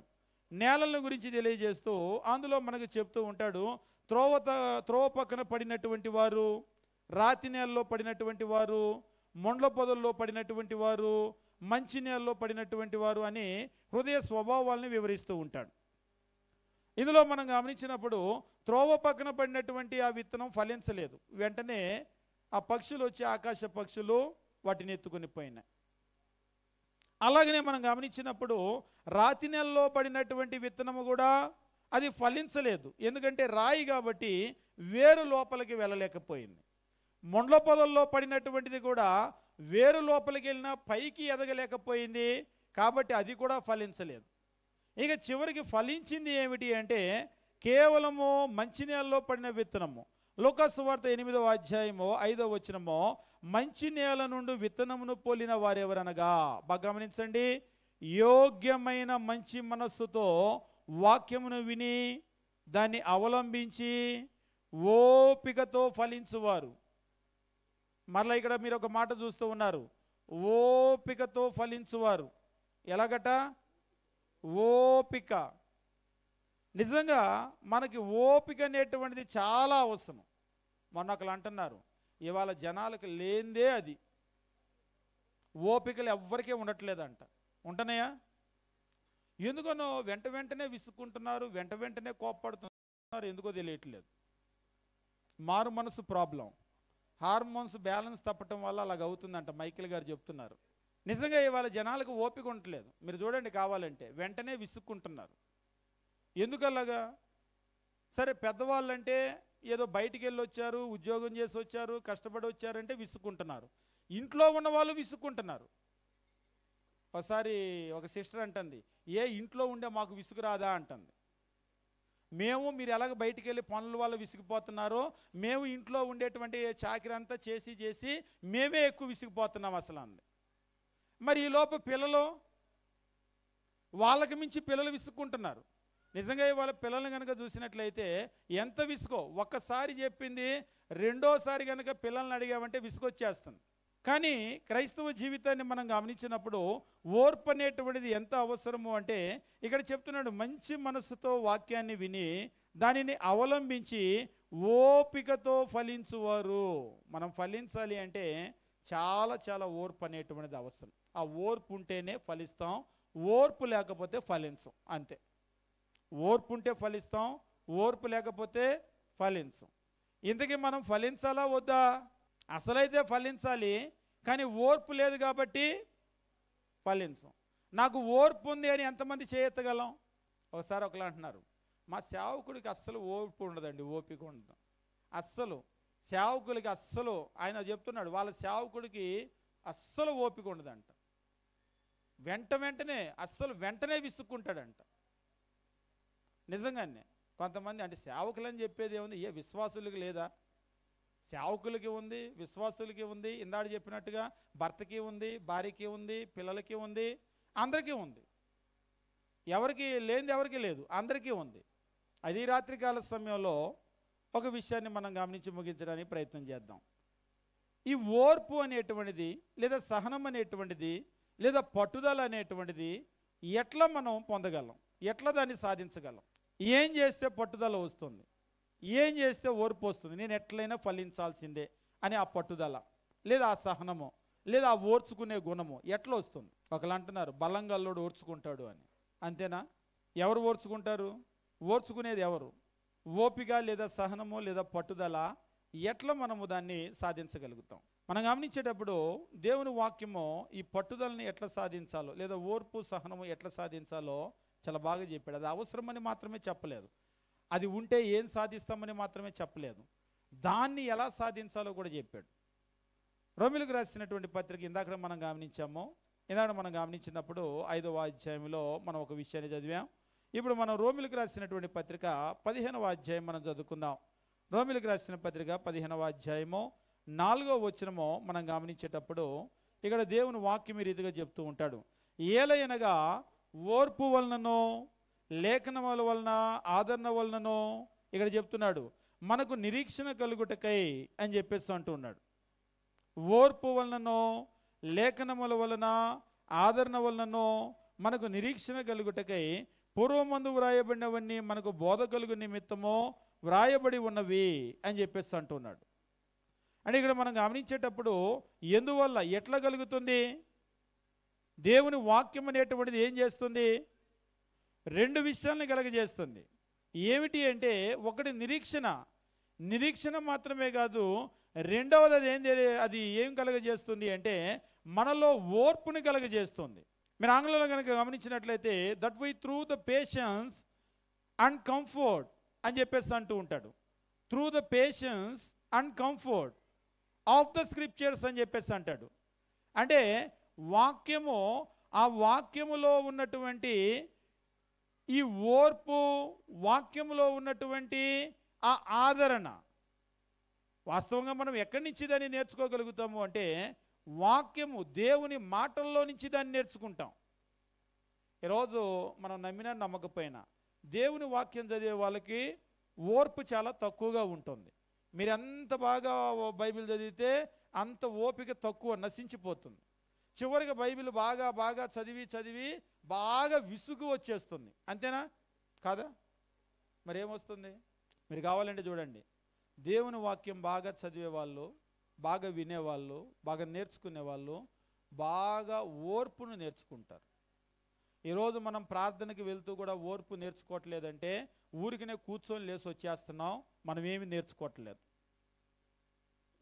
ఈరోజు నిజంగా మనము దేవుని వాక్యాన్ని కనుక నేర్చుకుంటే మనలో ఓర్పు అనేటువంటిది పెరగాలి, సహనం అనేటువంటిది పెరగాలి, ఆ భరించేటువంటి తత్వం అనేటువంటిది పెరగాలి. బాధను నొప్పిని కూడా జీవితంలో వచ్చే కష్ట నష్టాలు, అది ఆర్థికంగానండి, లేదంటే వ్యక్తిగతంగానండి, కుటుంబపరంగానండి, ఏ విధంగా అయినా సరే మనకు ఎదురయ్యేటువంటి ఆ బాధను ఓర్చుకునేటువంటి ఆ గుణం అనేటువంటిది పెంపొందాలి, పెరగాలి. అలా పెరిగింది అంటేనే మనం దేవుని వాక్యాన్ని నేర్చుకుంటున్నాం. లేదంటే మనం నేర్చుకోవటం లేదు, ఊరికినే వచ్చి కూర్చొని వెళ్ళిపోతున్నాం అంతే. కాబట్టి రాత్రికాల సమయంలో తెలియజేసేటువంటి విషయం ఏమిటి అంటే దేవుని వాక్యం అనేటువంటిది మనకు దాన్ని నేర్పిస్తూ ఉంటుంది. అంతేకాదు రోమిలకు రాసినటువంటి పత్రికలోనే 8వ అధ్యాయం మనం గమనించేటప్పుడు దేవుని వాక్యం ఈ రీతిగా చెప్తూ ఉంటాడు.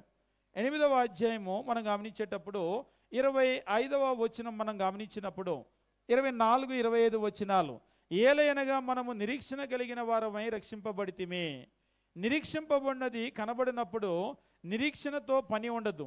తాను చూచుచున్న దాని కొరకు ఎవడు నిరీక్షించునో, మనము చూడని దాని కొరకు నిరీక్షించిన యెడల, బాగా గమనించండి, మనము చూడని దాని కొరకు నిరీక్షించిన యెడల ఓపికతో దాని కొరకు కనిపెట్టుదుమో, ఓపికతో దాని కొరకు కనిపెట్టుదుమో. ఇక్కడ మనకు తెలియజేస్తున్నాడు, ఇక్కడ ఓపికతో దాని కొరకు కనిపెట్టుదుము. దేని కొరకు? చూడని దాని కొరకు నిరీక్షించిన యెడల. ఇక్కడ మనం కనుక గమనించినట్లయితే మనకు ఒక బలమైనటువంటి నిరీక్షణ ఉన్నప్పుడు ఆ నిరీక్షణ ఏం చేస్తుందంటే ఓర్పును కలగజేస్తుంటుంది. ఉదాహరణకి ఇందాక నేను చెప్పాను, యూపీఎస్సీ ఎగ్జామ్, లేదంటే ఒక ఐఏఎస్కి వాళ్ళు ప్రిపేర్ అవుతున్నారు. ఈ సంవత్సరం సీట్ రాలేదు, ఈ సంవత్సరం సీట్ రాలేదు, వచ్చిందో రాదో తెలియదు. అయినప్పటికీ కూడా 2వ సంవత్సరం ట్రై చేశారు, రాలేదు. మళ్ళా ట్రై చేస్తే వచ్చిందో రాదో తెలియదు. అయినా సరే 3వ సంవత్సరం ట్రై చేశారు. ఈలోపు తోటోళ్ళందరూ కూడా చక్కగా ఉద్యోగాల్లోకి వెళ్ళిపోయారు. దీన్ని నమ్ముకొని ఇంట్లో కూర్చొని ప్రిపేర్ అవటమో చదువుకోవటమో ఈ పనిలోనే ఉన్నాడు. కనీసం ఒక ఫ్యూన్ ఉద్యోగం కూడా సంపాదించలేదు. చివరికి ఏజ్ బార్ అయిపోయే పరిస్థితి వచ్చింది. ఏం చేస్తాడు ఆయన? అంటే వాస్తవంగా అప్పుడు దాకా కాదు, మనకు మీరు చూస్తూ ఉంటారు వాటి అటెంప్ట్స్ కూడా వాళ్ళు చేసేటప్పుడు నిజంగా ఒకసారి 2 సార్లు వాళ్ళలో స్ట్రెస్ లెవెల్స్ పెరిగిపోతూ ఉంటాయి. ఇంక వస్తుందో రాదో, ఇంక అవుతుందో అవదో అనేటువంటి ఆ లెవెల్స్ పెరిగిపోతూ ఉంటాయి. అయితే ఇక్కడ ఒక విషయాన్ని మీరు గమనించండి, ఖచ్చితంగా నాకు 3 సంవత్సరాల తర్వాత 4వ సంవత్సరంలో వస్తుంది గ్యారెంటీ అని వాళ్ళకి తెలుసు అనుకోండి. అప్పుడేం చేస్తారు? మొదటి సంవత్సరం రాలేదు, అయినా కూల్గా ఉంటాడు. ఏంటంటే ఇప్పుడు కాదు, నా టైము 4వ సంవత్సరంలో. 2వ సంవత్సరం రాలేదు, అయినా కూల్గా ఉంటాడు. నువ్వు ఎట్లా కూల్గా ఉండగలుగుతున్నావంటే ఇప్పుడు కాదులే, టైం ఉందిలే, నాకు వచ్చే టైము. 3వ సంవత్సరం రాలేదు, అయినా కూల్గా ఉంటాడు. నువ్వు ఎట్లా ఉండగలుగుతున్నావు? నాకు తెలుసు, నాది ఇప్పుడు కాదు, నెక్స్ట్ ఇయర్ నేను కొట్టబోయేది. నిజంగానే ఆ తర్వాత ఇయర్ కొట్టేశాడు అనుకోండి, అరే నువ్వు ఎట్లా ఇంత కూల్గా ఉండగలవు అంటే ఆయన నిరీక్షిస్తూ ఉన్నాడు కదా. మనకి ఎప్పుడైతే ఒక బలమైనటువంటి నిరీక్షణ ఉందో అంటే ఆ నిరీక్షణ అనేటువంటిది ఏం చేస్తుందంటే ఓర్పునిస్తూ ఉంటుంది, బలమైనటువంటి నిరీక్షణ. ఈరోజు నిజంగా క్రైస్తవ జీవితంలో కూడా దేవుడు మనకు ఎన్నో వాగ్దానాలు చేశాడు. వాటి మీద గనక మనకు నిరీక్షణ ఉంటే మనలో ఆ ఓర్పు అనేటువంటిది వస్తుంది. నమ్మితే, నిరీక్షిస్తే. ఒకవేళ ఆ నిరీక్షణ లేకపోతే, ఆ నిరీక్షణ కనుక మనలో లేకపోతే ఆ ఓర్పు అనేటువంటిది రాదు. ఈరోజు ప్రధానమైనటువంటి సమస్య ఏంటంటే అసలు నేను దీవించబడతానా? కొంతమంది అడుగుతారు, నిజంగా దేవుడు నన్ను దీవిస్తాడండి అని అడిగాడు ఒక ఆయన. అంటే ఏంటి అలా అడుగుతున్నావంటే, ఏమో దీవిస్తాడా లేదా అని డౌటు. నిజంగా కొంతమందికి ప్రార్థనకు వస్తారు కానీ నాకు దేవుడు దీవిస్తాడంటారా? నిజంగా నన్ను దేవుడు ఆశీర్వదిస్తాడా? నా కుటుంబాన్ని ఆశీర్వదిస్తాడా? కనీసం మా పరిస్థితి దేవుడు ఏమన్నా బాగు చేస్తాడా? అవి సొంత ఇల్లు అన్న ఇస్తాడా? నిజంగా కొంతమందికి ఎట్లుంటుందంటే మనం అనకూడదు కానీ ఒక ఆయన అంటున్నాడు, పేకాట ఆడేటప్పుడు ఏ మొక్క పడిద్దో అన్నట్టుగా ఉందంట. అంటే పడితే పడ్డదనుకోవాలి, లేకపోతే లేదనుకోవాలి. అలాగే దేవుడు ఇస్తే ఇచ్చాడు అనుకోవాలి, లేకపోతే లేదనుకోవాలి. దేంతో పోల్చాడు? చివరికి పేకాట్లో పడే ముక్కతో పోల్చాడు. దీన్ని నిరీక్షణ అని ఎవరైనా అంటారా? అస్సలు నమ్మకం లేనటువంటి వ్యవహారం. ఈరోజు నిజంగా చాలామంది పరిస్థితి ఎట్లా ఉందంటే దేవుని మీద నమ్మకాలు లేవు. మరి ఎందుకు వస్తారు అంటే, ఏమో ఒక రాయి వేద్దాం, తగిలితే తగిలిద్ది, తగిలితే తగిలింది అనుకోవాలి, లేకపోతే లేదనుకోవాలి. కానీ ఇక్కడ మనం దేవుని వాక్యాన్ని గమనించినప్పుడు మీరు భక్తులందరి జీవితాలని గమనించండి. అబ్రహాం వచ్చాడు, అబ్రహాముకు పాలు తేనెలు ప్రవహించే దేశం ఇస్తా అన్నాడు, కానీ ఆయన బతికుండగా పొందలేదు. అయినా సరే వదిలిపెట్టాడా నిరీక్షణ? చచ్చిపోయే వరకు దేవుణ్ణి అంటి పెట్టుకొని ఆయన ఎక్కడికి వెళ్ళమంటే అక్కడికి వెళ్ళాడు. ఏమిటంటే ఆయనకు ఆ నిరీక్షణ ఉంది, ఓపికతో ఉన్నాడు. ఆయన చచ్చిపోయేటప్పుడు కూడా ఓపిక పోగొట్టుకోలేదు. ఆ తర్వాత ఆయన కొడుకు, ఒక్కొక్కసారి అనిపిస్తుంది ఇస్సాకు ఉన్న ప్లేసులో మనం ఉంటే ఎట్లుండేది? ఎప్పుడైనా ఆలోచన చేశారా? ఇస్సాకు ఖచ్చితంగా వాళ్ళ నాన్న చెప్పుంటాడు, నాన్న మనది ఏ ఊరు అంటే, అబ్బాయి మనది ఈ ఊరు కాదు, మనం ఎక్కడో మెసొపొతేమియా నుంచి వచ్చాం, ఈ ఊరిలో మనకి చుట్టాలు లేరు, బంధువులు లేరు, ఎవరు లేరు, మనం అక్కడ వాళ్ళం ఇక్కడికి వచ్చామంటే, ఎందుకు వచ్చాము నాన్న అంటే అడుగుతారు కదా, పిల్లలు అడుగుతూ ఉంటారు కదా.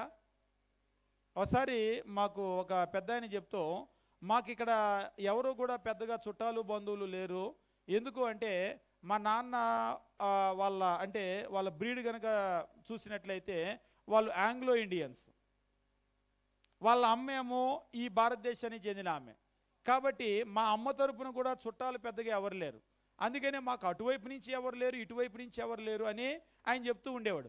ఎట్లా తెలుసండి మీకు ఈ విషయం అని ఎవరన్నా ఆశ్చర్యపోతారా? ఆశ్చర్యపోరు. ఎందుకు? కానీ కొంతమందికి అయితే ఏ కార్యక్రమం చేసినా చుట్టాలే. మీరు కనుక చూసినట్లయితే చుట్టాలని పిలిస్తేనే ఒక 50-100 మంది వస్తారు భోజనాలంటే. ఎవరో అంటున్నారు తక్కువలో తక్కువ అండి మా చుట్టాలు 100 మంది ఉంటారు, మిగిలింది పైన లెక్కేసుకోవాలంట. భోజనాలు ఏదన్నా అంటే మిగిలింది పైన లెక్కేసుకోవాలి. ఇక్కడ మనం గమనించేటప్పుడు దేవుని వాక్యం మనం చూసినప్పుడు ఇస్సాకు నిజంగా ఆయనకు తెలుసు వాళ్ళది ఈ ప్రాంతం కాదని. ఇస్సాకు తెలుసు వాళ్ళ నాన్న ఎక్కడి నుంచో వచ్చాడని. ఇస్సాకు తెలుసు వాళ్ళ నాన్న ఎందుకు వచ్చాడు? దేవుడు దేశం ఇస్తాను అంటే వాగ్దాన దేశం కొరకు వచ్చాడు. వాళ్ళ నాన్న బతికినంతకాలం దాని కొరకు ఎదురు చూసి చచ్చిపోయాడు, ఇవ్వలేదు. నిజంగా ఇస్సాకు ప్లేస్లో కనుక మనం ఉంటే మరలా అదే దేవుణ్ణి నమ్మి అనుసరిస్తామా? మా నాన్న నిన్ను నమ్ముకొని దివాలా తీశాడు, ఇంకా నేను కూడా నమ్ముకుంటే నా అంత పిచ్చోడు ఉండడు. అవునా కదా? మా నాన్న నిన్ను నమ్మి నమ్మి నమ్మి నమ్మి చచ్చేదాకా నమ్మాడు, నేను కూడా ఇంకా నమ్మి నీ వెనకాల తిరగటానికి ఎర్రోడినా? నేనేమన్నా ఎర్రిపప్పనా? నీ దారి నీది, నా దారి నాది. నిజంగా మీరు గమనించండి, ఇస్సాకు కూడా బ్రతికినంతకాలం నమ్మి నమ్మి నమ్మి నమ్మి చచ్చిపోయాడు. తర్వాత మళ్ళీ యాకోబు వచ్చాడు. యాకోబు కూడా దేవుని నమ్మి నమ్మి నమ్మి నమ్మి నమ్మి యాకోబు కూడా చచ్చిపోయాడు. ఎప్పటికి ఇచ్చాడు దేశం వాళ్ళకి? ఆ తరువాత మీరు గమనించినట్లయితే యాకోబు కొడుకైనటువంటి యోసేపు కూడా దాన్ని నమ్మి ఐగుప్తు దేశంలో కూడా చెప్తాడు, దేవుడు మనకు వాగ్దాన దేశం ఇస్తాడు, అప్పుడు నా ఎముకల్ని ఇక్కడి నుంచి తీసుకొని వెళ్ళిపోండి. నిజంగా వాళ్ళు ఒక రోజు కాదు, ఒక సంవత్సరం కాదు, ఒక జీవితం కాదు, కొన్ని జీవితాలు దాన్ని నిరీక్షణతో ఎదురు చూశారు. ఒకసారి మనకు అనిపిస్తూ ఉంటుంది ఎంత ఓర్పు, ఎంత ఓపిక, ఒక వాగ్దాన దేశాన్ని పొందటానికి ఎంత ఓపికతో ఎదురు చూశారు. నిజంగా భౌతికమైనటువంటి కణాను కొరకే అంత ఓపికతో ఎదురు చూస్తే మనం ఆత్మీయ కణాను కొరకు ఎంత ఓపికతో ఎదురు చూడాలి? ఉంటుందా? మనకంతా 2020 మ్యాచ్ లాగా తేలిపోవాలి. ఒకప్పుడులాగా టెస్ట్ మ్యాచ్లు 50 ఓవర్లు ఆడే ఓపికలు కూడా లేవు. ఈవేళ క్రైస్తవుల పరిస్థితి కూడా ఎట్లా ఉందంటే వెంటనే ఫటాఫట్ తేలిపోవాలి. 7 వారాలు వస్తారంట, 8వ వారానికి కార్యం జరిగిపోవాలంట. నేను అడిగాను ఈ 7 వారాలు అంకి పెట్టింది ఎవరని. అంటే బైబిల్లో 7 పర్ఫెక్ట్ నెంబర్ కదండి, అందుకనే 7 వారాలు వస్తే 8వ వారాన్ని తేలిపోవాలంట. నిజంగా అలాంటివేమీ బైబిల్లో పెట్టలేదు. నిజంగా మనం బైబిల్లో గమనించినప్పుడు దేవుని వాక్యాన్ని కనుక మనం చూసినట్లయితే, మనం గమనించినప్పుడు ఇక్కడ మనం చూసినట్లయితే చెప్తూ ఉన్నాడు, దేవుని వాక్యం ఏమని తెలియజేస్తూ ఉన్నాడంటే, మనము 25వ వచనం గమనించినప్పుడు చూడని దాని కొరకు నిరీక్షించిన యెడల ఓపికతో దాని కొరకు కనిపెట్టుదుమో. నిరీక్షిస్తే కనిపెడతాం, అంటే ఓర్పు కలిగి ఉంటాం. నిరీక్షించకపోతే కనిపెట్టాం.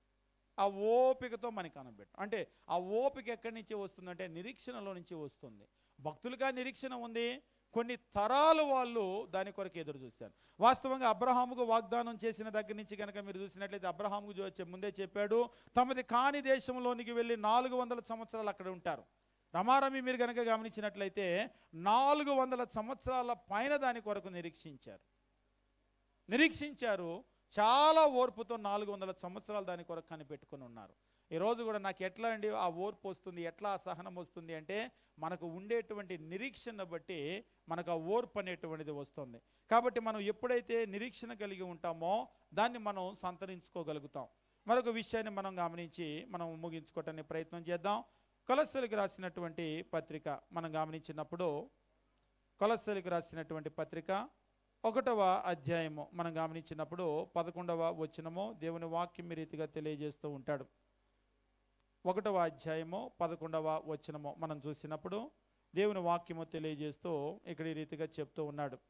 అందుచేత ఈ సంగతి విన్న నాటి నుంచి మేమునో మీ నిమిత్తము ప్రార్థన చేయొచ్చు మానక మీరు సంపూర్ణ జ్ఞానము ఆత్మ సంబంధమైన వివేకమునో గలవారు, ఆయన చిత్తమును పూర్ణముగా గ్రహించిన వారై ప్రతి సత్కార్యములో సఫలగుచు దేవుని విషయమై జ్ఞానమందు అభివృద్ధి పొందొచ్చు, అన్ని విషయాల్లో ప్రభువును సంతోషపెట్టినట్లు ఆయనకు తగినట్లుగా నడుచుకోవాలని ఆనందముతో కూడిన పూర్ణమైన ఓర్పునో దీర్ఘశాంతమునో కనబరుచున్నట్లు ఆయన మహిమా శక్తిని బట్టి సంపూర్ణ బలముతో బలపరచబడవలననియో, తేజోవాసులైన పరిశుద్ధుల స్వాస్థ్యములో పాలివారొకటికి మనలను పాత్రులుగా చేసిన తండ్రికి మీరు కృతజ్ఞతాస్తుతులు చెల్లింపవలననియో దేవుని బతిమాలుచున్నామో.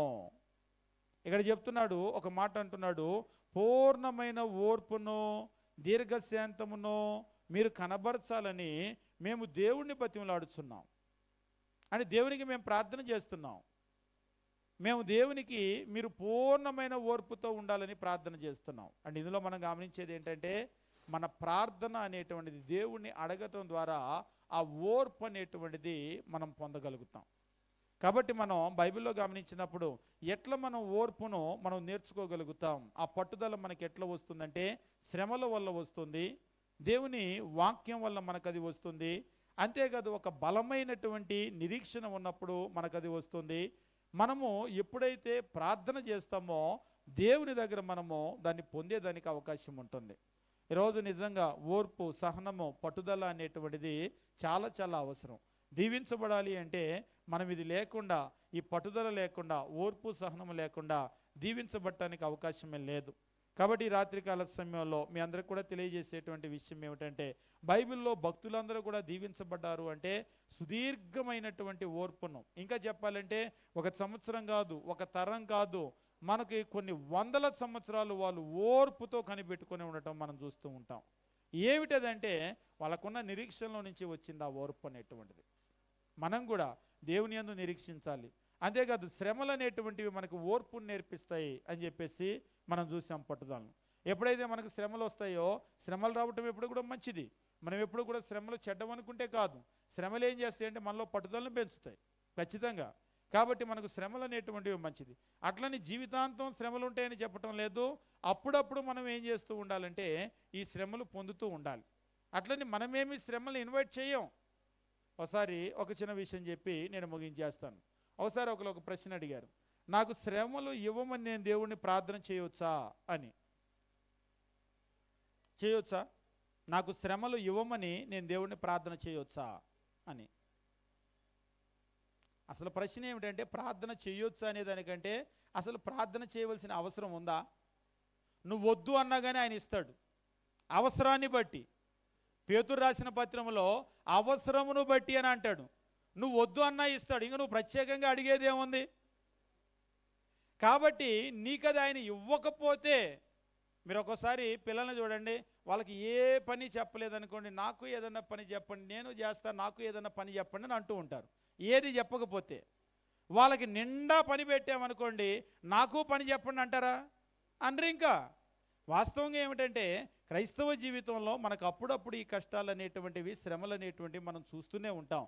ప్రత్యేకంగా వాటిని అడగవలసినటువంటి అవసరం లేదు. అవసరమును బట్టి దేవుడు వాటిని ఇస్తూ ఉన్నాడు. ఇంకా చెప్పాలి అంటే అది ఎప్పుడు రైట్ టైం అనేటువంటిది మనకంటే కూడా దేవునికి బాగా తెలుసు. పరీక్ష ఎప్పుడు పెట్టాలి అనేటువంటి టీచర్కి బాగా తెలుసు. ఎప్పుడు ఏ లెసన్ అయిపోయిన తర్వాత పరీక్ష పెట్టాలని. మన జీవితం కూడా అలా వెళ్తూ ఉంటే మనకు దేవుడు కొన్ని పాఠాలు నేర్పుతూ ఉంటాడు. ఆ పాఠాలు నేర్పిన తర్వాత ఎప్పుడు పరీక్ష పెట్టాలో ఆయనకు బాగా తెలుసు. కాబట్టి మనమందరము కూడా మనము పట్టుదల కలిగి ఉందాం. ఆ ఓర్పును, ఆ సహనాన్ని మన జీవితంలో మనం కనబరుద్దాం. ఎప్పుడైతే మనం వాటిని కనబరుస్తామో మన జీవితంలో గొప్ప ఆశీర్వాదాన్ని మనం పొందుతూ ఉంటాం. ఈ రాత్రికాల సమయంలో మనమందరము కూడా అలా ఉండటానికి దేవుడు మనల్ని, మన కుటుంబాలను దీవించునుగాక. ముఖ్యంగా ఓర్పు, సహనము ఈరోజు కనుమరుగైపోతున్నటువంటి ఒక మంచి సుగుణం. అనేక మంది దీన్ని కోల్పోతూ ఉన్నారు. కానీ ఖచ్చితంగా మనం ఓర్పు కలిగినటువంటి వారిగా, సహనం కలిగినటువంటి వారిగా మనం ముందుకు వెళ్ళవలసినటువంటి అవసరం ఉంది. దేవుడు మనల్ని, మన కుటుంబాలను దీవించునుగాక. మీ అందరికీ వందనాలు తెలియజేస్తూ ముగిస్తూ ఉన్నాం.